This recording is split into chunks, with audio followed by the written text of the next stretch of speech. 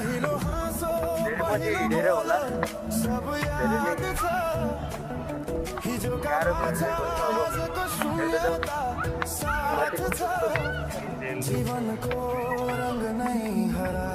मान्छेहरू कति धेरै छ किरण दोस्त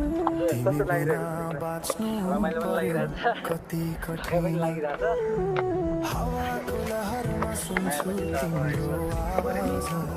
यताउता भाइ कति घरको कोठामा मात्र बसेर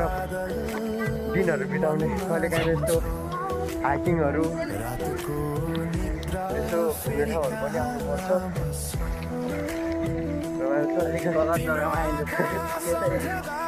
यहाँबाट जिम्नु हो तल पुऱ्याउनु पुग्ने अवस्था छ यता रुखहरू हेर्नु सक्नु